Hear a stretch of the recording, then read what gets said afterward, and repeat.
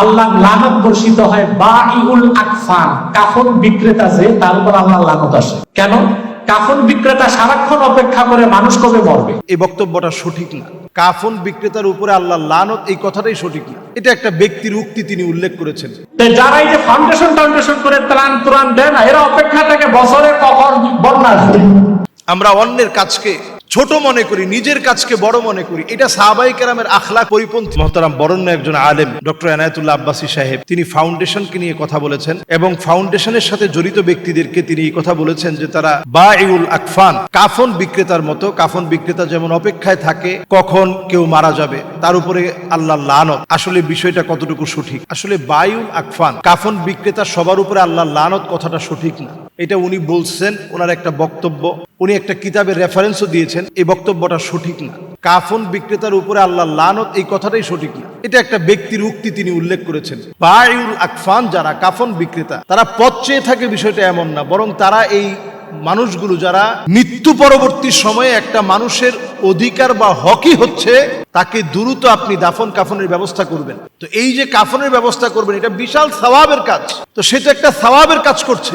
এজন্য উনি যেই যুক্তি দিয়ে কাফন বিক্রেতার উদাহরণ এনে যে কথাটা উনি দাঁড় করাতে চেয়েছেন, ইস্টাবলিশ করাতে চেয়েছেন, উনার যুক্তি প্রমাণ আর দলিলটা ভুল হওয়ার কারণে পরের কথাগুলো ভুল হয়ে গেছে। পরে যে কথাগুলো তিনি বলে ফেলেছেন, আসলে ফাউন্ডেশন এই জাতির জন্য বড় একটা সম্পদ।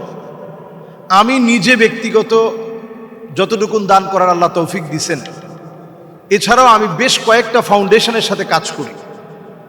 আল ওয়াহদা ফাউন্ডেশন আছে, গোরাবা ফাউন্ডেশন আছে, এরপর সদাকা ফাউন্ডেশন ইউএসএ, এরপর সুন্না ফাউন্ডেশনের সঙ্গে অনেক কার্যক্রমে আমরা অংশগ্রহণ করি, আমরা একসঙ্গে থাকি। এই ফাউন্ডেশনগুলো আমাদের চিরচেনা। হাসানা ফাউন্ডেশন আছে। তো এই ফাউন্ডেশনগুলো, হাফিজি চ্যারিটি আছে, আরও যেগুলো আছে, তাকওয়া আছে, এই প্রত্যেকটা ফাউন্ডেশনগুলো যেগুলো আলেমদের দ্বারা পরিচালিত, আমি মনে করি এই প্রত্যেকটাতেই একেবারে পাই টু পাই হিসাব রেখেই কাজ করা হয়। এরপরে মানুষ হিসেবে তো আসলে একজন তো আর সব দিকে দিতে পারে না, সব দিকে যোগাযোগ রাখতে পারে না, সব দিকে দেওয়া যায় না। বাংলাদেশে হাজার হাজার মানুষ অসুস্থ আছে। তো এটার জন্য আপনি একটা ফাউন্ডেশন করেন, তো এটা তো একটা অনুপ্রেরণার একটা খাত হতে পারে, অনুপ্রেরণার একটা বাতিঘর হতে পারে যে উনি ফাউন্ডেশন করে বন্যায় কবলিত মানুষের পাশে দাঁড়াচ্ছেন, উনি ফাউন্ডেশন করে ঘরবাড়ি করে দিচ্ছেন, উনি ফাউন্ডেশন করে এই কাজ করছে, তো আমি নৌ মুসলিমদেরকে নিয়ে করব। আমি ফাউন্ডেশন করে যারা অভাবী মানুষ চিকিৎসা নিতে পারতেছে না, তাদেরকে আমরা চিকিৎসায় সহযোগিতা করব। তা আপনি এই কাজটা যদি প্ল্যান মাফিক করতেন, তাহলে আজকে আরো কিছু মানুষ আপনার কাছ থেকে সহযোগিতা পেত।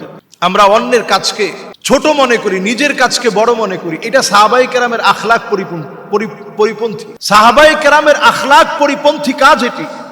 সাহাবায়ে কেরাম আল্লাহর কাছে দোয়া করতেন, আল্লাহুম্মা জাআল ফি আইনি সাগীরা, আল্লাহুম্মা জাআল ফি আইনি সাগীরা, আল্লাহ আপনি আমার নিজের চোখে আমারে ছোট বানায় দেন। এরপরে দোয়া করতেন, আল্লাহুম্মা লা তুআখিযনি বিমা ইয়াকুলুন ওয়াগফিরলি মা লা ইয়ালামুন ওয়াজআলনি খায়রাম মিম্মা ইয়াযুন্নুন। আল্লাহ মানুষ আমার ব্যাপারে যেমন ধারণা রাখে, এর চাইতে আল্লাহ সেরা বানায় দেন। আমার যে গোপন গোপন গুনাহগুলো আছে, আল্লাহ এই গুনাহগুলো আপনি মাফ করে দেন। আল্লাহ মানুষ আমাকে যেমন ধারণা করে এর চাইতে সেরা বানায় দেন, শ্রেষ্ঠ বানায় দেন। এখন আমি আপনি যদি বক্তব্য দেওয়ার ক্ষেত্রে আমি যদি বলি যে সব আমি করছি আগে, সব আমি আগে করেছি, সব আমি আগে করে ফেলেছি, আমি এই কথাটা আগে বলছি, এটাকে আরবিতে বলে আনানিয়া বা আমিত্ব। আমিত্ব একটা বক্তব্যের সৌন্দর্যকে ধ্বংস করে দেয়, আমিত্ব মানুষের ব্যক্তিত্বকে ধ্বংস করে দেয়। এজন্য আমিত্ব বাদ দিয়ে কথা বলা দরকার। আলেমদের ভিতরে অনেক সময় মনে কষ্ট আসতেই পারে। যেমন উনি বলেছেন যে আমি নৌ মুসলিম কয়েকজনকে পাঠিয়েছি, একটা টাকা দেয় না, এটা একটা কষ্টের জায়গা। আমরা পরামর্শ দিব ফাউন্ডেশনগুলোকে, তারাও যেন নৌ মুসলিমদেরকে নিয়ে কাজ করে। চিকিৎসার জন্য পাঠিয়েছি, সেখানে কিছু দেওয়া হয় নাই। ফাউন্ডেশনগুলো চিকিৎসা ক্ষেত্র নিয়েও কাজ করবে। যারা গরিব, দুস্থ, অনাথ, যারা টাকার অভাবে চিকিৎসা করাতে পারছে না, অমুসলিম হয়ে যেতে চায়, চিকিৎসার টাকা কোত্থেকে আনবে সেটা ভাবতে গিয়ে অমুসলিম হয়ে যেতে চায়, এই মানুষগুলোর জন্য চিকিৎসার ব্যবস্থা করে দেওয়া, এটাও ফাউন্ডেশনের কাজ। আমরা অন্তত নিজেরা ইনশাআল্লাহ এই কাজগুলো আঞ্জাম দেওয়ার চেষ্টা করব। আল্লাহ যেন আমাদেরকে তৌফিক দান করেন। আমাদের মধ্যকার ভুল বুঝাবুঝিগুলো যেন আল্লাহ তাআলা দূর করে দেন। অন্যের কাদা ছোড়াছুরি করবে, শাহরিয়ার কবিররা জিতে যাবে, তাদের কথার মতো আমাদের কথা হবে, এই বদ বিশ্বাসগুলো থেকে, এই বদ কথাগুলো থেকে আল্লাহ যেন আমাদেরকে হেফাজত করেন। আসসালামু আলাইকুম ওয়া রাহমাতুল্লাহি ওয়া বারাকাতুহু। চুয়াডাঙ্গায় জঙ্গি প্রশিক্ষণের নাম করে ট্যাগ লাগিয়ে বন্ধ করা হয়েছে মুআল্লেমা প্রশিক্ষণ। আমরা জানি যে কোরআনুল কারীমের তালিমের জন্য মুআল্লেমা প্রশিক্ষণ হয়ে থাকে এবং মুআল্লেম প্রশিক্ষণ হয়ে থাকে। কোরআনুল কারীম সহিভাবে পড়ানোর জন্য যেন পড়তে পারে, দিনের বিষয়গুলো যেগুলো অত্যন্ত জরুরি বিষয়, এগুলো জানার জন্য অনেক সময় মুআল্লেমা ট্রেনিং করানো হয়ে থাকে এবং মুআল্লেম প্রশিক্ষণ হয়ে থাকে। এই জাতীয় প্রশিক্ষণগুলোকে যদি জঙ্গি ট্যাগ লাগানো হয়, দলীয় ব্যানার লাগানো হয় এবং দলীয় ট্যাগ দিয়ে এগুলোকে যদি বন্ধ করে দেওয়া হয়, তাহলে এটা দ্বীনের বড় ক্ষতি হবে। আমরা চাই যে আমাদের মা বোনরা কোরআনকে সহিভাবে পড়ুক।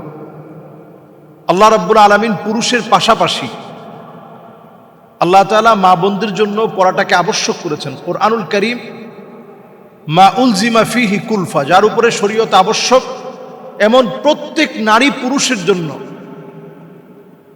এই কোরআনুল কারীম পড়াটা কিন্তু আবশ্যক। সহিভাবে শিখা, বোঝা, এই জ্ঞান অর্জন করা এটা ফরজ। এই ফরজ জ্ঞান অর্জনের জন্য যারা বাধা হয়ে দাঁড়ালো, এই জ্ঞানের অর্জনের ক্ষেত্রে যারা বাধা দিল, আল্লাহর দরবারে আপনাদের জবাবদিহিতার সম্মুখীন হতে হবে। আমরা দেখতে পাচ্ছি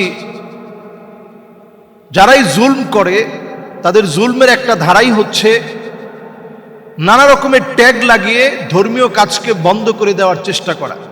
ইউরিদুনা লিইউতফিউ নূরাল্লাহি বিআফওয়াহিহিম, তারা তাদের ফু দিয়ে আল্লাহ রাব্বুল আলামিনের প্রজ্বলিত রশ্মিকে তারা বন্ধ করে দিতে চায়। আর তখনই আল্লাহ রাব্বুল আলামিন আল্লাহর দাওয়াতকে, রশ্মিকে আল্লাহ তাআলা আরো বেশি ছড়িয়ে দেন। তো এই জাতীয় কর্মকাণ্ড যখন হবে, হতাশার কিছু নাই। এগুলো সবগুলোই আমাদের জন্য শুভ সংবাদ বয়ে আনবে। নাসরুম মিনাল্লাহি ওয়া ফাতহুন করিব, আল্লাহ তাআলার অবিসম্ভাবী নিশ্চিত বিজয় যে সামনে, এটাই প্রমাণ করে। যারা কোরআনুল কারীমের একটা ট্রেনিংকে বাধাগ্রস্ত করে এটাকে জঙ্গি ট্যাগ লাগাবে, এটা মুসলমানদের জন্য, মুসলমানদের দেশে খুব দুঃখজনক বিষয়। আমরা বলবো যে প্রশাসন এই বিষয়ে সজাগ দৃষ্টি রেখে বরং নিজ দায়িত্বে মানুষের কোরআনকে সহি করার জন্য তারা নিজেই দায়িত্ব নেওয়া দরকার ছিল।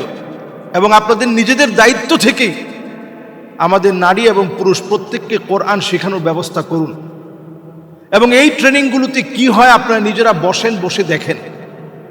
আমরা তো বলতে পারি আলহামদুলিল্লাহ, আমি নিজেও যেহেতু ট্রেনিং করেছি, এই ট্রেনিংগুলোতে কিভাবে কোরআনকে সহজলভ্য করে মানুষের সামনে তুলে ধরা যায়, সহজে শেখানো যায়, এই ট্রেনিংগুলো দেওয়া হয়ে থাকে।